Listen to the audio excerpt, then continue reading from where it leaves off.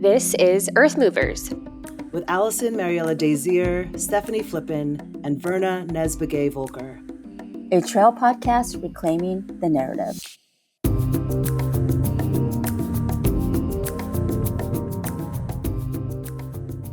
Hello, everyone. Welcome back to Earth Movers, a trail podcast reclaiming the narrative.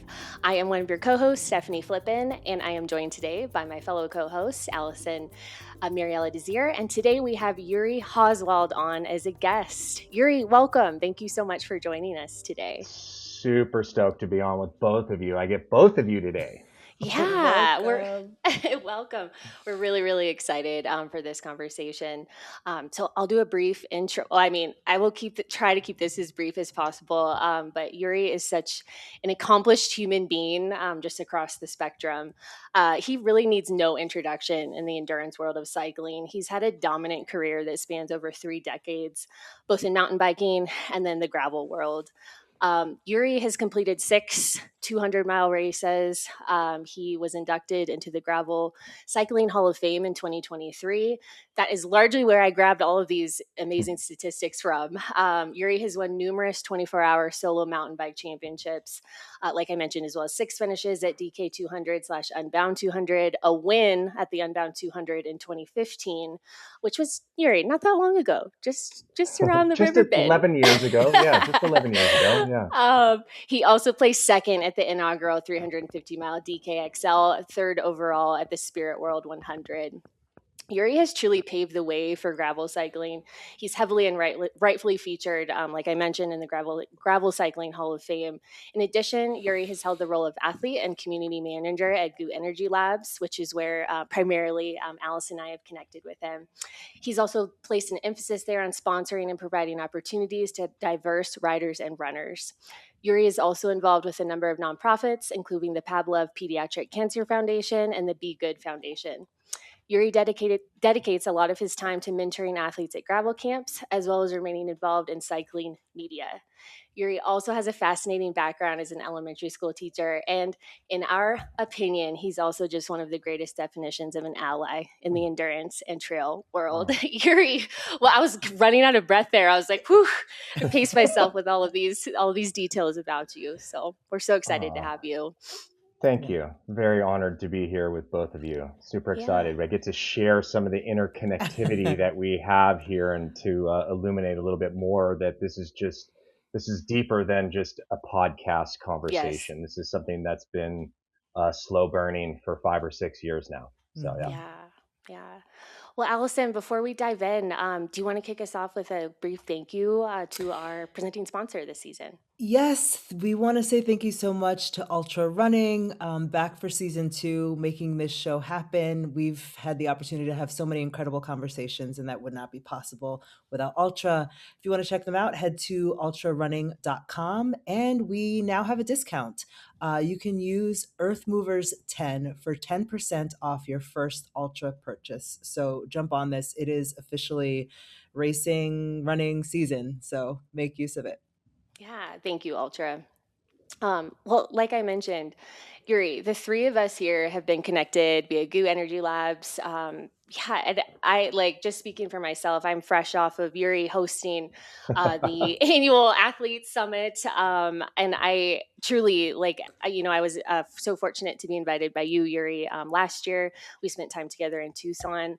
And this year you had a group of us out to the Bay Area, and I'm still on a high, from the trip. Like I had mentioned to you privately, it's just, I end up enjoying every single moment with you and everyone that you bring together. And I think, your friend Brian actually drove me back down Mount Tam so that I could get back to the airport. But him and I just had such a wonderful conversation about you. Not to put you on the spot, but we both just agree that you're just such an incredible orchestrator of community. And I feel like so many of the strengths that you have as a human, and your friend pointed this out, I didn't point this out, but he just said, he was like, all the strengths that Yuri has, he tends to see in others, and you have just this innate ability to bring together community. And it's just it's a privilege for me, to feel like anytime you and I spend time together, I just have this very fortunate opportunity to expand my community, not just with other athletes, but like your wife, like you're just your general friends in the Bay Oh, Area, thanks. and everyone that's in your circle is just um, such a bright reflection of who you are, and that's just something that's really special. So, yeah. That was the nicest like intro ever. Like I'm really truly touched. Yeah, truly Yeah. touched. Thank you. Yeah. Yeah, I No, appreciate yeah. that.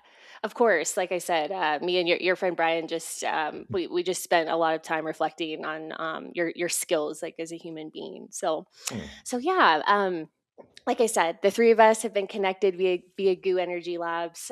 Can you speak a little bit more about your role with Goo, Yuri? How long you've been in this role? I know it's been quite some time for you as an athlete there, Yeah. and maybe just how your position pulls together all of the different hats that you've worn over the years.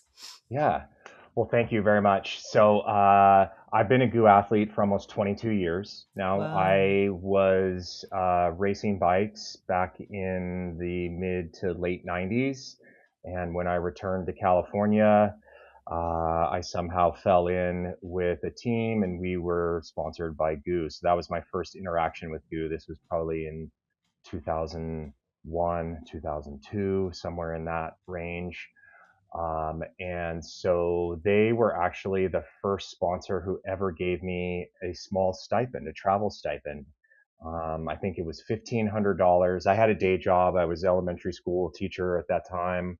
I taught elementary school for 12 years, but it was like I'd hit the jackpot, this $1,500, because it allowed me to travel to 24-hour solo world championships that year in Georgia, or it helped me travel to that.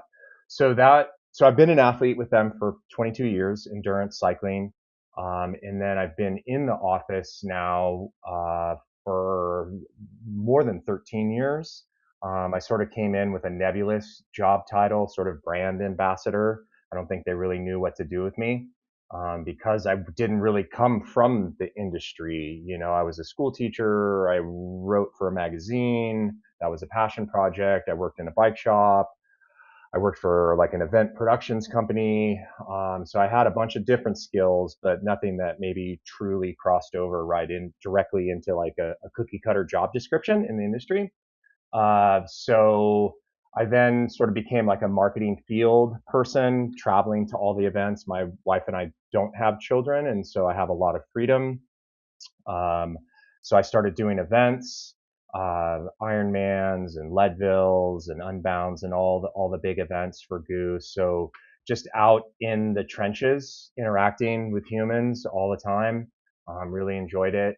And then probably about 9 years ago, the torch was passed to me to begin managing our athletes and teams. I think they recognized that I had a lot of connections, or like you said, surround myself, hopefully, luckily, with good people. Hmm. Um, and then that has led to me now spearheading our PR. And I do a lot of storytelling. I do a lot of creative stuff too, personally now. That's not necessarily within my job description. That's good for like all of my sponsors because I still have a foot in the athlete world still, with some sponsors who support me more as like a creator versus a competitor. Even though I do slap number plates on infrequently, but I still do. So yeah, and then working at a family owned company that was born and raised in Berkeley, that's true to its roots. GU has given me the freedom to sort of morph and change and follow things that I love to do, because hopefully at the end of the day, it benefits them. Mm. Um, and it's allowed me to nurture a really amazing, dynamic roster of athletes, folks who I get to call friends and family, um, and get to focus on not only like the performance side, but like the purpose side, and hopefully find that balance of things. So I truly have like the dream job. A lot of my industry friends have joked for years. They're like, dude, you don't have a job. Like you're riding your bike all the time. I'm like, yeah, like I do actually have a job. I'm behind my computer a couple days a week, but it looks like I don't have a job. So I like to joke I have like the unicorn industry job that everybody wants, and Yeah. it doesn't look like I actually work. Mm. But see, the thing is, everybody wants that job, but very few people could do it like you do. Mm. Because I Yes. remember meeting you, man, it must have been, I feel like it was about to be COVID. It was. We met at Yeah. the Olympic qualifiers. Yes. I have vivid go, I but I mean, no, have very vivid I have memories of our vivid first meeting. I have Yes. vivid memories too. It's just like still hard for me to understand what time it was, but yeah, I had 2020, February. Yeah. I Yeah. had Corey. You came and you Mm. gave me these white goo Yeah. gloves that I Yeah. still Yes. have. Yeah. And the thing was that you approached me as a person. And Mhm. I've had a lot of brand relationships over the years. And something that I've actually come to say is these people are not your friends, right? Like they work for the Yeah. brand. And Allison, remember, they're not your Mhm. friends because they're good people, but at the end of the day, it's transactional. And that is true for nearly every brand relationship I've had, except for with you, because you are Mm. actually Yes. a friend. And I Yes. know that if I were no longer to have a brand relationship with Goo, that doesn't matter because we're friends. Mm. So it is you do this role in a way that literally nobody else I've met does it. So Yep. that's one. Thank you. And Thanks. Yep. a piece of this too is like, I will text you and like, the ink hasn't even dried and you've responded. Or like, I put up a Yes. post and you're like, oh my God, this is so good. Like, what? How do you Yeah. do this? And I know it's Yeah. not just me. Like, No. No, it's not. I'm nodding along. Yuri and I had like almost an identical conversation earlier this past week, where I said, I'm like, you know, Yuri has mentioned Goo is a family-owned company. mm, Like I'm so grateful for the support, but the reality is Goo is not like paying my mortgage, right, or anything like that. right. And we agreed, like I said, I was like, even if the funding like disappeared and the brand wasn't able to provide that, nothing changes Totally. with the partnership and just Yeah. kinship and friendship that I feel that we have. So that's really Well, special. Allison, like I don't know if I can totally explain my lightning responses or this or that, but like it's just sort of who I am. I'm a communicator, as an elementary school teacher, like you have to over communicate and make Mm, sure everybody understands everything and you're meeting everybody where they're at, the different levels and all that. But I know personally as an athlete, I like getting timely responses from my yeah. sponsors. So I probably overcompensate. I've been told Mm. I do. I've been dinged for that in like job reviews, like, oh, you respond too quickly to emails. I Oh. was like, you know what? Well, I'll Nope. take that. No such If that's thing. like if that's my You're like, big it's ding, I'll take that. it's a ding that's Um, actually my strength. yeah, it is. So we all live in such fast-paced worlds with Mm, so many different inputs coming at us all the time that I just like getting answers out quickly if I can. mm, It can eliminate a few emails if I can just mm, Yeah. do a quick text or respond to somebody. Plus, I love being connected to all of you guys in mhm, various ways. Yeah. I truly do care about what my athletes are up to because like you guys both hinted at, you're more than just athletes to me. You're mm, friends, Mhm.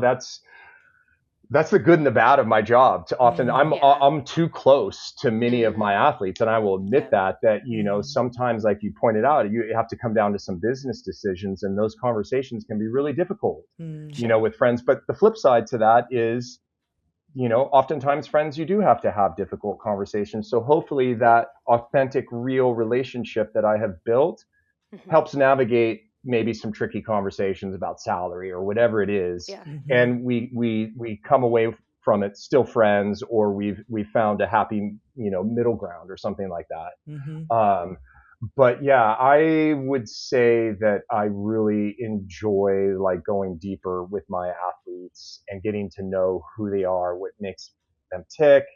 um, yeah, check in with them, respond real quickly. So mm. that's me. That's what you Yeah. guys are stuck with. Yeah. No, I love it. I was also thinking about too, just Yuri, how you mentioned like it's not just about like the athletic component either. Yeah. You and I have had conversations too. It's like when I look back, this is my fourth year, as a professional athlete with GOO, and I've been so grateful for the support. But athletically, but also I think like the one thing that stands out to me that I'm most grateful for is just your like almost like subtle, and your belief in me isn't subtle, but I just mean like you have just gradually over the years you've placed me into positions, you've like encouraged me to step further and further into my Mm, strength and into my voice by giving me, at the at any one moment in time, it feels like something small, like, hey, Steph, I want you to lead this meeting. But over Yeah. time, that mm, has really added up quite a bit. And I have felt that your belief in me just bleed over Mm. into other aspects of my life. Like, I mean, most significantly athletically, but really in every aspect too. And I think that is a real strength of yours as an athlete manager. I appreciate you saying that because that resonates with me on a couple levels. As an elementary school teacher, obviously, right, we're not all A students. When mm, we get to the Hmm. student part of this conversation, I definitely was not an A student.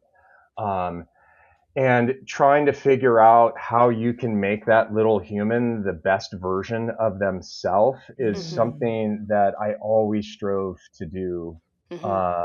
And you're working with such, well, here, I live in Northern California, Petaluma, not extremely diverse, but a Hmm. diverse group of little humans, and figuring all that out, figuring out what makes them tick, how you work cohesively as a group Hmm. too. I think all those skills that I learned in the classroom are like aiding me now in Yeah. my role working with adults because we're Hmm. all mm, just little kids trapped Yes. mm, inside these bodies, or at Yeah. least I am. Hmm. Um, so yeah, I think my years in the classroom have really helped me with my job now. Yeah. that resonates so much with a 6-year-old because, I mean, I had no idea I what kind know. of I had no idea what kind of mom I was gonna be, but I realized, like, I actually don't care if my son gets an A, if he's, like, top of his Mm, class. I just like, I want him to be happy, I want him to know yeah. that things should be fun, that things should Mm, be encouraging, Hmm. and it's I'm actually surprised at myself because I went to all these great schools, and I'm thankful for the experience that I had. But I also now realize, like, you don't have to be an A student. Like, it doesn't yeah. measure who you are. And there are plenty of opportunities for creative people, for silly people, for Mm, connectors, you know? mhm. Yeah, So yeah. anyway, my point was that maybe everybody should be an elementary school teacher before they enter this industry. Yeah. It Yeah. It it's a really helpful skill set for Mhm. sure. I feel like, having those hard parent teacher conferences, Mhm. Mm, where you have to, do the shit sandwich, like, Yeah. mm, where you like positive up front, like the things they need to Yeah. work on, right, which could be tough, and then mhm, end it with a positive. Like, Mhm. I didn't realize it at the time, but those are really helpful in like athlete contract mm, negotiations Yeah. or event, Right. mhm, negotiations, all those things. Mhm. So who knew? mhm, Yeah. Well, I mean, since we're already talking about your background in Sure. education, I'd love, that's a very smooth segue for us. You've mentioned being in, having a background in elementary school teaching, but you have also shared with both Allison and I and in Yep. other worlds that you studied African American literature in college Hmm. while you're at Cal. And Yeah. Yuri, correct me if I'm wrong, you went to Cal on athletic scholarship for lacrosse, right? Yep. Yeah. Okay, cool. Yeah. Yeah, lacrosse, yeah, the wow. Yeah. lacrosse bro in you. Yeah. That's the Yeah. lacrosse bro in me. Yeah. Yeah. Oh, well, you Yeah. hide it well. Thank God. We've had um, enough decades for it to go away. There's a couple other chapters of my college yeah, times that I would like to go away too. Like sure. my time in a fraternity, not Oh, super proud of Okay, Lord. all that right, either, like, so gotcha. yeah. But no, Yuri, I would just love to hear more. Like, what drew you to education? Also, just your awareness of learning about others and their lived Yeah. experiences that are different from yours. I know you've shared with me about growing up in like a private school environment. Yeah. But what drew you to education? Tell us about what has shaped you into being the ally that you are today. Yeah, I've actually thought a bunch about this because it's hard for me to necessarily put my finger on one thing about my upbringing. And so Mm, people know I grew up on a farm in Northern California, like egg, milk, cow country up mm, here, just north of San Francisco. I grew up without a TV, so I was outside all the time. Like sitting around wasn't really an option in my household, doing chores and all those things when you live on a farm and have the cows, the sheep, the horses, the pigs, the chickens, the rabbits, all those things. Like you're busy. So I think like those early years just sort of established like maybe like a work ethic, and a sense of a bigger picture of life and where food and things like that come from. But I wouldn't say like my background, I was exposed to a lot of diversity, right? For better or worse, like many people of my upbringing, like there weren't a ton of folks of color where I went to school. And it wasn't until I went to boarding school here on the West Coast that I played sport, and sport brought me together with some amazing gentlemen who I am still friends with today. They were, I could say, and I hope this doesn't sound awkward, but it was like my first clique of Black friends. And we played football together, and we are bonded for life because of that. They lived right next door to me. And we spent 4 years playing ball, highs, lows, all the things of being away from home. And I don't think I knew it at the time. Obviously, we never do. But looking back, like those were really formative experiences for me. And I'm forever grateful for those athletic and outside of sport experiences that we had living together, growing up together. When you go to boarding school at 14 and you graduate at almost 18, like those are big pivotal years, no matter where your background, where you're coming from. But sport was what brought us together, what really bonded us all. So then, like you said, athletics helped me get into Cal. Definitely wasn't smart enough to get into Cal on my own, so took sport. I was good at lacrosse and got into Cal. Obviously, a lot more people, a lot more diversity. I started exploring American literature and things like that, and probably opening up my worldview of other voices out there. And then it was my junior year, I decided to do some volunteering. I thought I was maybe leaning towards education, but wasn't totally sure. I was pretty focused on lacrosse. That was my jam. I was the captain of the team my junior and senior year. So I was like, sports were my thing. But I volunteered in Martin Luther King Junior High, which is not far from GU's offices now, and would go there a couple days a week and help kids with their reading skills. And I think this circles back way back to my education, in that I didn't learn to read till I was in 4th or 5th grade. So like reading for me was really difficult, and I struggled in school early on. And funnily enough, my mom loves sharing this story of one of my like 2nd or 3rd grade teachers comparing me to a lawnmower, being that you don't often get the lawnmower on the first pull, right? It takes a few pulls, right? It takes a few pulls until they get it. Me being me getting reading, so it didn't take till like 4th or 5th grade. We were still pulling on that lawnmower of Yuri, and it finally kicked into gear. But it took a while, and so it's sort of ironic, right, that I landed in a reading intensive major in American literature. So I don't know like the psychology behind that, but there's something going on there. It's like, oh, I can do this, even though I couldn't do it early on or something like that. But really loved books and reading and just being in touch with current issues and politics and stuff like that. And so I can't really say exactly what it was about the African American lit minor, but it was being turned on to authors like Zora Neale Hurston or Alice Walker or W. Du Bois or Richard Wright or Frederick Douglass that sort of was like, oh, these are important voices that I didn't hear in high school, right? Talk about censorship or whitewashing of education and stuff like that. Like these were things I just wasn't aware of. And so that being curious and wanting to explore, and I decided to go down that path. And going down that path put me in some situations in classes, which was really good for me, where I was maybe one of 3 white people in the class. And that was really good for me to experience that. Like feeling like the other, Mm.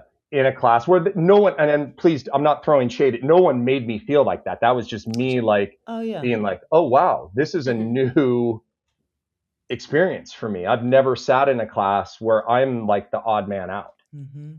So that was really grounding, and I don't know, just impactful for me, and just made me want to go a little bit harder on that. And so, I didn't share this with either of you, but I wrote like my thesis paper for that on the Gula language, which many folks don't Mm. even know about, which was a language that enslaved folks in South Carolina and Georgia Mhm. Mm. created, that Mhm. held on to African language and Mhm. melded it with, English, but was a form of communication that others couldn't understand, but only them. So they were Mm. taking ownership of language and communicating in a way that allowed them to express themselves without fear of, other things happening, because they could be understood. So anyway, I think all of that has influenced me, and I haven't really like dove back into that until some of my work at GOO,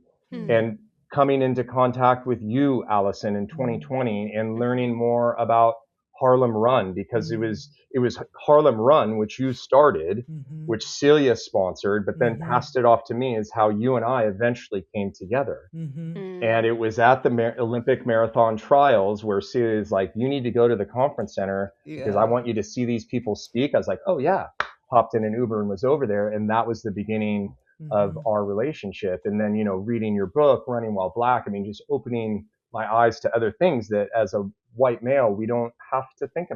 Mhm. about.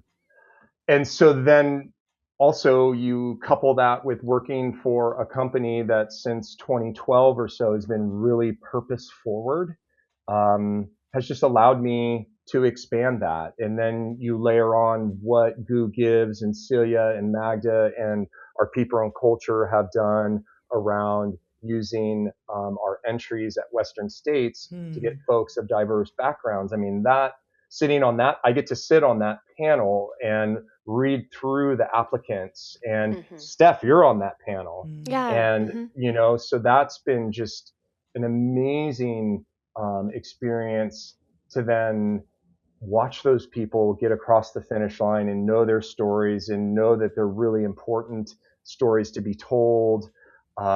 Just makes me feel good. It makes me want to do more of it. So Mm. I think this is our 5th year of doing, Yeah. Yeah. using 2 of our entries to Mhm. help folks who aren't traditionally like, in the Western States pool of runners, to have them get there, to have that Mhm. experience. Mm. Um, and then this is one thing that like not many people know beyond you, staff outs, or Yep. who are on the panel, was, but I think for 2 years, at least for Mhm. 1 year, we had a selection of GOO athletes that were on a diversity panel that we would Mhm. meet twice a year. And it was for you to tell us what our blind spots were, what we were Mhm. Mm. missing, what we weren't hearing Yep. as a company, to help us better navigate these currently really politically Mm. charged times, and how we could do better as a brand, Mhm. so I don't know, it's all sort of just come together, but I think it all really boils down to me wanting to have everybody have similar experiences that I've had or I've seen others have, and how transformational it can be, whether you're on the podium or not. Podium does not Yeah. matter. Mm. It's, and this will get back to your last question. It's like moving in nature, right? It's being Mm. Mhm. outdoors. Yeah. Mm. Those are like, movement outdoors is medicine, whether you're running, hiking, riding a horse, surfing, Allison, with what Mhm. you're doing, all the different sports you're doing up there, kayaking, Mhm. all the things, moving in nature is really important, and we all should have access to it. So I kind of Mm. took Yeah. that on a tangent. I kind of maybe No, thank answered a you. lot with one No, thing, that but was wonderful. yeah. No, Yeah. I want to point out to our listeners too, a lot of the initiatives that Yuri was just chatting through, Allison and I, I'm not speaking for Allison, but like, Yeah. I think we both saw a lot of that occur in 2020 and into 2021. And then in the past couple years, we saw that peter out, right? Mhm. For numerous reasons, most predominantly politically, right? We've seen even organizations and 501(c)(3)s lose funding, right? The inability Yes. to even apply for grants. Yuri brought up a panel that him and I were on with other GU athletes, and I'm specifically thinking of Abby, right? Yeah. And them sharing how they kept running into roadblocks, and they had to rewrite and use different verbiage because a lot of those federally funded grants run into financial roadblocks. And Allison, even for us with Earth Movers, we have stepped back a little bit from using the just the very specific acronym of DEI, right? We're using different descriptors. And I really want to elevate the work that GU and Yuri continues to spearhead, because we have seen those initiatives fall by the wayside as if diversity and inclusion and equity are something that was just trending in 2020, right? Coming off of, the murder of George Floyd and like that whole like sort of uprising with another civil rights movement. And it's pretty rare for us to see organizations continue to value this type of work and even not shy away from having these conversations that often like come with like trauma and feeling uncomfortable and things like that. So really, I feel like GU is like really setting the standard right now to not let that work fall by the wayside. Yeah, and not to make it too personal, Allison, but talking about like our personal like evolution of our relationship as a brand and an athlete, advocate, author, I was super conscious of not wanting to be that guy that just dropped in out of the blue with a bag of cash or whatever and was like, hey, we love what you're doing. Like, let's sign you up. So I wanted it to be like a slow, authentic, like real thing. And so when we did finally agree on terms, part of that thing wasn't just cash, it was scholarships to help empower you to get more people out into the outdoors. And I'm sure there's other brands that do that and get creative, but like with their contracts.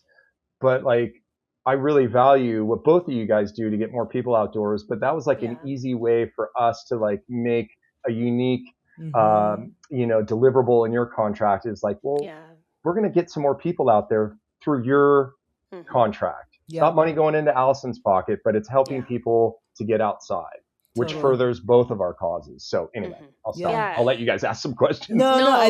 What you're saying is, I think it's also for anybody listening, it's also an education in how you orient yourself towards purpose work. And what I've heard you say is that it's about really curiosity and wanting to wanting other people to experience what you're experiencing. And so it's like it's not much more than that, honestly, when people say like, where do I start? Right? Like when you or anybody else comes to me in good faith and asks me something that they're curious about, I'm happy to share because like I love my life. I love my experience. I want more people to know about it. When people come to me as if in a burdensome way, then I'm less excited about it, right? And the other piece is that's what I want too. Like I want everybody to have access to the good things that I've had access to, and I want everybody to avoid the pitfalls that I've had. But I think people complicate it in ways that it just doesn't need to be complicated. And one final thing that I reflect on as you're talking about is just how important sport is, and which is why we see political actors make sports the site of these arguments, right? Because sport is one of the few places where people can come together. So if you start to then divide who has access to sport, you get rid of the opportunity to meet other people. Like, I don't think it's awkward or anything that's the first encounter you had with Black people, right? Like that is that is one of the powers of sport. It crosses racial lines. But if you start making sport very expensive, if you start genetic testing, right? Like all of those things remove that spot. And the question at the end of this, Yuri, is tell me how you first started in sport and how that led to you becoming a professional athlete.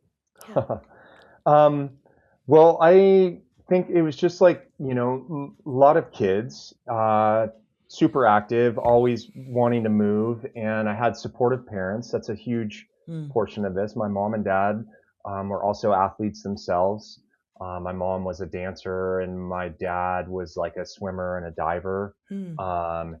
And so I grew up playing Little League baseball and soccer from like kindergarten on. Those were my two main sports. And then I really wanted to play football really bad as a little one, but my mom wouldn't let me. Shout out to mom. Good. Mom Protecting knew, that brain of yours. but Yeah. she was. But then when I got to high school, it was like, Right. all bets were off. So then when I went away to boarding school, which was down in Monterey, I got to, play football. So then I played football, and then I had the choice of soccer, which was comfortable and easy for me. But then there was this other new sport that looked cool, lacrosse. I'd never seen it before, literally never picked up a stick, had no idea anything about the sport. And I was Which, like, you know what? by the way, is so funny, like, which I know you think about now, because lacrosse is one of the oldest sports in this country, right? By indigenous folks. Yeah. No, I know people like to say baseball is the true American sport. It's not. No, It's mm-mm. lacrosse, because Yeah. it was the native tribes. They would settle battles and wars with games. Yeah. Anyway, so I was like, you know what? I'm going to try something new. This looks like fun. And so I didn't play soccer, which would have been easy for me. And I picked up lacrosse and fell in love with it. So all 4 years I played football, lacrosse, baseball. Wasn't very good at baseball. And then, lacrosse, after my freshman year, I was like, I'm going to go to camp. So my folks sent me to camp, again, privilege. I was able to go deepen my experience with the sport, and went to a camp, really intensive camp, came back my sophomore year, and just on a whim, me and my roommate, who had also gone to the same camp, decided we were going to go out for varsity. At that time, no sophomores ever made varsity. And so we had to beat a certain mile time, and then we had to try out to make the varsity team. Well, we both beat the mile time and we both made the team, and that changed the trajectory of my athletic career. I started going to more lacrosse camps. My junior year, I was starting midfielder, face off, center of the action, and then, started getting recruited and stuff like that for college. And then, it really was an amazing experience for me in college, because not only was I the captain of our team for 2 years, I also ran the team. It was like a club team at Cal. It wasn't really legit varsity. We had some perks, but not football, basketball, the big staples.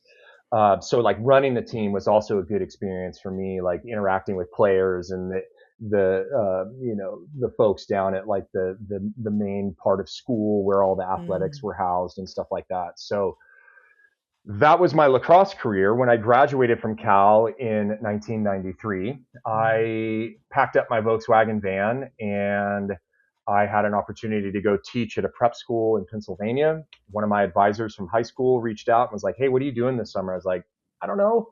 I'm graduated, but I don't have a plan yet." He's like, "Come teach in this program." And so I went back and taught in a summer program at this prep school.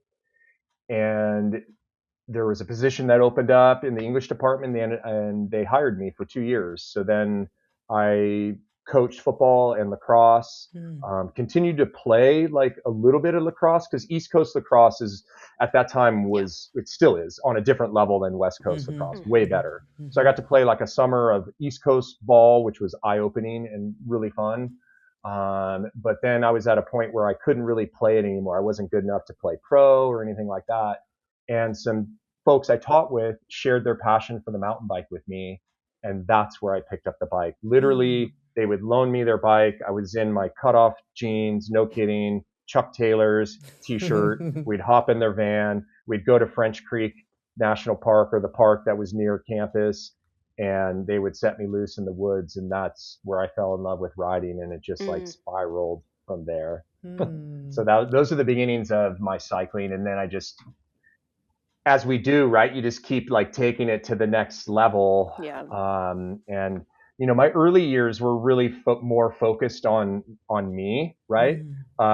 Being selfish and wanting to do well, which is part of, I think, the natural evolution of many athletes, is we're so focused on ourselves. And cycling's a pretty selfish endeavor. But as I've aged, I've tried to look for other ways to use my pedal strokes to do good. And so I'm not haven't been concerned about my performance necessarily on the bike, Yeah. although I ride all the time, Hmm. as much lately. So that's a little bit about my athletic career. Mm. I'll let you go from there. No, thank you, Yuri, for sharing. Like I know, like I'm familiar with your athletic journey, but it never becomes like less fascinating Oh, anytime you walk any of us through it. So thank you for sharing. yeah. I want to like hold on to that last piece that you just Okay. said about shifting focus from yourself to doing good and Yeah. pouring back into the sport. I do want to take a brief moment just to again thank our presenting sponsor Ultra for allowing us to have this platform again for season 2 of Earth Movers. As you can see, these conversations with someone like Yuri are so critical right now, and we're deeply appreciative of their support. Again, you can check them out at ultrarunning.com, and you can use our promo code Earth Movers, all one word, 10, for 10% off your first Ultra purchase. So again, thank you, Ultra. Um, like I was saying, Yuri, you just mentioned that shift as you age, and that sort of athletic trajectory, kind of circling back a little bit more to what can you do for others in the sport. So yeah, I mean, you have been involved with a number of organizations as well as just being just such a, like I've personally mentioned, a holistic mentor to so many. I had the honor too of just witnessing you and just how you interact with two incredible, but also very young cyclists. I know it was kind of a joke throughout our trip in the Bay Area. I was making some millennial jokes. At one point I turned to Yuri and I was like, "Are you old enough to be their dad?" And Yuri's like, Yep. "Yes, absolutely." Yep. um, Yep. no, but truly, in all seriousness, it was just really special for me to see that interaction. With two very young and up and coming riders, and just seeing you really step into that role as a mentor, and also like you're just such a like you're a parent too, and Mm. some in the most positive way as well. Wait, there's no negative way of being a parent, Steph. Come No, on. not at all. No, I'm Yeah. kidding. I'm kidding. No, I know, but being a friend of yours, we're just talking about, you alluded to you and Vanessa not having children, but me and a friend of yours Mm, were like, but they have so many offspring, like truly, mm, you and Vanessa mm. do. I've even Yeah. said that as well. I'm like, Yuri, you're not old enough to be my dad, but like I consider you to be like my Gen X dad Oh, thank of you. sorts. But yeah, you have just really embodied like the carry as you climb mentality. But yeah, can you speak a little bit more? This is like a multi-pronged question, but your Yeah. personal connections to the organizations you're involved in, and then what has inspired you to be this mentor figure? Have there been any driving forces, any inspiration in your life to really step into this next role for you? Yeah. Okay. So I would say the first organization that I really dove into trying to do as much good as I could for was the NorCal High School Mountain Bike League, Mm, which my wife ran for 15 years. I was involved prior to her running it, but she was a high school teacher here in town and started a mountain bike team here in our hometown, and then eventually became the executive director for 15 years. So my first bit of charitable work was working with high school teams, going and riding with them. I was an early in my pro cycling career, and would go and coach and mentor, give nutrition chats, things like that. Uh, I have a local event that I've put on, sort of an underground event for this will be year 13, and I use raffle fundraising to raise money for the local team. Um, in my early years of my event, I would often just give a wad of cash to a kid who I knew was on that team but needed mm, money for something to help them get to races. So I've always enjoyed, like, it feels good to do good, to lift others up. There's like an mm, endorphin hit. Like, mm, um, Yeah. there's something chemical that happens in us that, mm, like it's called the helper's high or something mhm, like Mm. that. It just feels good to help others. Um, so that NorCal League I've been involved with for years. I've spoken at galas and done all the different fundraising rides and things like that. And then I would say the next one that has been super impactful for a variety of reasons, because it touches on a few threads in my life, and you mentioned it in the opening, is the Pavlov Foundation, which is a pediatric cancer foundation, started by a dear friend of mine in the music industry. He's the manager for the Dropkick Murphys and a few other bands. Anyway, his son Pablo died of a rare form of pediatric cancer when he was 5 years old. Oh gosh. And his father, being a cyclist, decided he was going to ride across country to process his grief, and started in Florida, rode across California, or rode to California. And that was the beginnings. He didn't know it at the time, the beginnings of this foundation. I forget exactly when I came in contact with them, but I wrote an article before I rode with this group about Jeff Castellaz, who started this. Because as an elementary school teacher, obviously anything with kids like touched me on a deep level. I know how connected I was with each of my students. So there was that connection. There was the bike connection, because bikes are super powerful tools for me, much like running for you, just getting outside, processing all the things, being a better human when you're done with your workout, all that stuff. And then, the collectivity of working together as a group to raise funds for something is really powerful too. So the Pablo Foundation, I think I did my first ride with them in 2014, and they used to do these 7-day journeys where they would go to a location, ride, people would fundraise, you'd have to raise a certain amount of money to be on the tour, you were taken care of the whole time, and there was hundreds and hundreds of thousands of dollars raised for small seed grants. One of the insidious things about our pharma culture is that many pediatric cancer drugs aren't funded because those aren't money makers for them. Ugh, yeah. Yeah, that's the reality. It's like, I forget the exact cents on the dollar that goes to pediatric cancer, but it's a pittance. And so the money we were raising was directly going to these small seed grants, helping these doctors with these cutting edge, like pediatric focused cures for kids. And a couple years we would end at the Pediatric Cancer Hospital in Los Angeles, which was, hopefully I don't break down, like super powerful, where you see the kids who can't even come outside, but you can be on the outside and look in, because that's their only interaction with the outdoor world, because they're so immunocompromised, they can't go outside. So anyway, very amazing foundation. I've spent years riding. So I started as a guest, and then after doing it and being so impacted by it, I raised my hand to be a ride leader for years. And GOO, we supported it with product. So then I would just go volunteer my time, be a ride leader, help usher people over 500, 600, 700 miles over a few days, and raise money for this amazing cause. The other cause that involves bikes and amazing human is something called the Silver Stallion Bicycle and Coffee Works. It was started by a friend of mine named Scott Neidham. It's in Gallup, New Mexico. And Scott was a former pro tour racer who had a horrific wreck, major head trauma. He and his wife ended up moving to Gallup because she's a family practitioner. Folks who may or may not know the situation in Gallup, the Diné population, Navajo, that's their home. Extremely grim, grim environment to grow up in. Not a lot of opportunity there, unfortunately. And Scott started a bicycle and coffee house to help teach indigenous kids how to work on bikes, give them some work skills, give them some purpose, give them some joy. And he has done an amazing job. They have these Outride, which is connected to Specialized, these Outride outposts where kids can get bikes and go ride. There's a high school team now, a Diné high school team down there.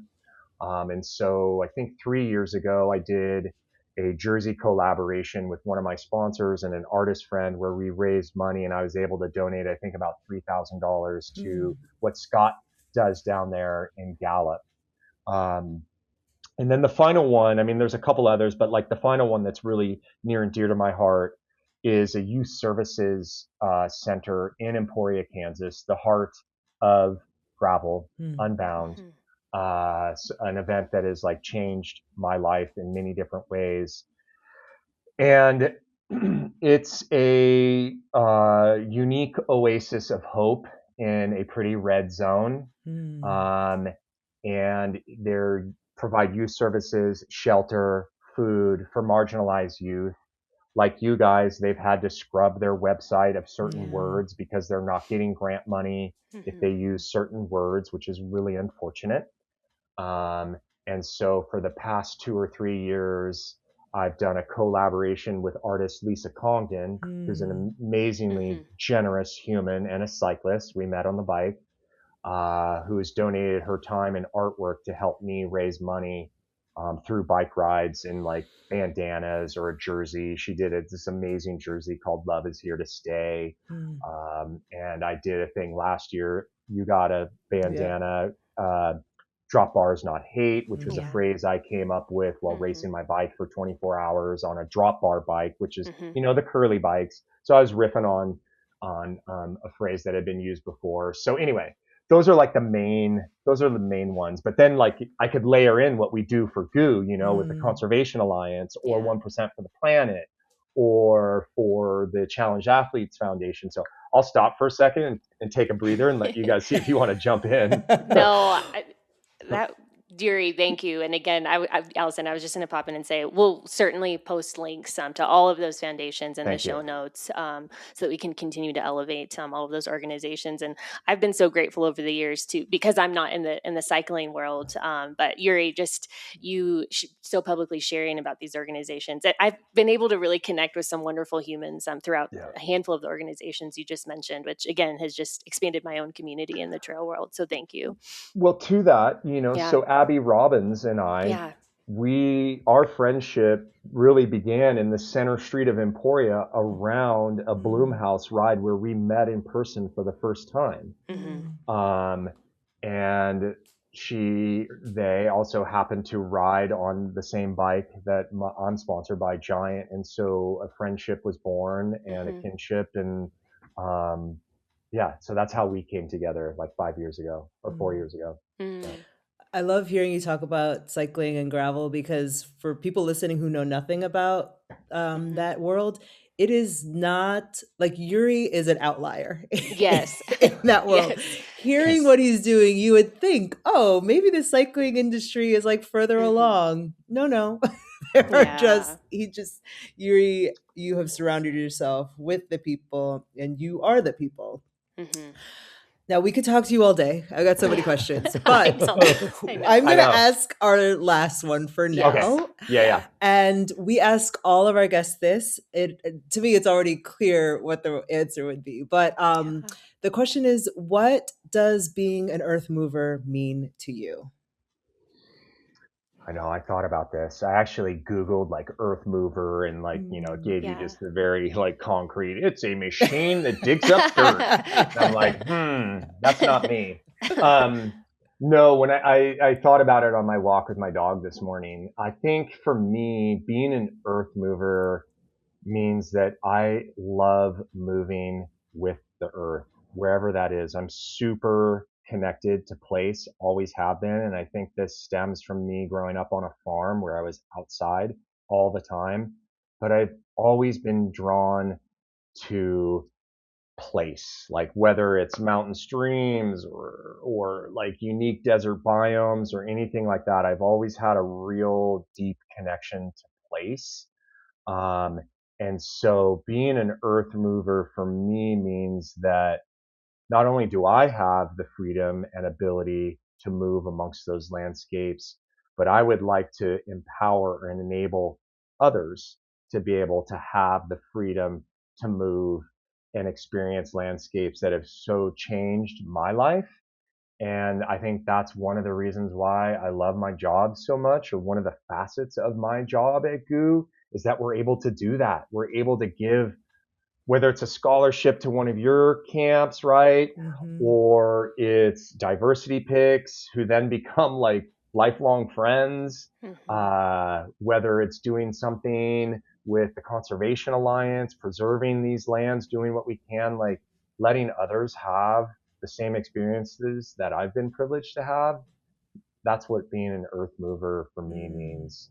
I just want others to be able to experience some of the things that I have. And you guys both know in our current political climate where identities are being erased, histories are being whitewashed, lands are being bought, our access to things are being restricted. It's really, really important that we just keep firing as much as we can to keep those spaces open and accessible to all.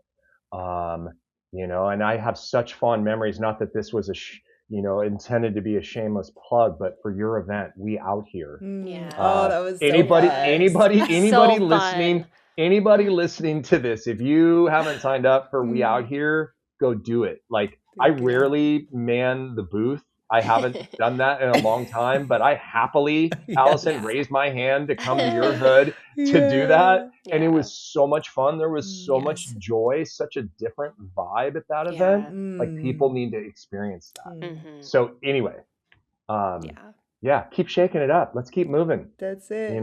That's it. Yuri, thank you so much. Like Alison said, I mean, we could have turned this into like a 2+ hour conversation. Truly, I'm a talker. We're yappers here. No, thank you so much for your time. I'm very, very excited for this conversation to go out into the world. Just for all of our listeners to get to know Yuri the way Alison and I know you. It's really such an honor. And so thank you for sharing. I will go ahead and wrap up our conversation now. Again, thank you, Ultra Running, for supporting our podcast and being, coming on for our second season as our presenting sponsor. Again, you can use the promo code EarthMovers10, all one word, for 10% off your first purchase at ultrarunning.com. For our listeners, you're probably well aware, but if this is your first time here, we have new episodes that drop every Thursday on a seasonal basis. We're grateful for you tuning in, downloading, rate, review, and subscribe. All of those things are greatly appreciated. We also have merch available that will include our link in the show notes too. We also have a Substack that we launched for this season. And Yuri was the first subscriber. Yeah, oh my gosh. Yuri, thank you. I think I texted you about it. You're like, I'm in, just let me know. I'm already in, You must have Google alerts for like everything. Yeah. Oh my watch is always like blowing up. My wife's like, turn that thing off. Oh, thank you, Yuri. So we're over at Substack. We have paid and unpaid options. For our paid subscription option, we are putting out new and very diverse in every sense of the word content every Monday, and that's we're over there at earthmoverspodcast.substack.com. And you can also reach out to us on our Substack, we're featuring Earth Movers of the Month. So if you know someone who totally embodies what we're doing here at Earth Movers, please email us over at earthmoverspodcast@gmail.com to nominate someone.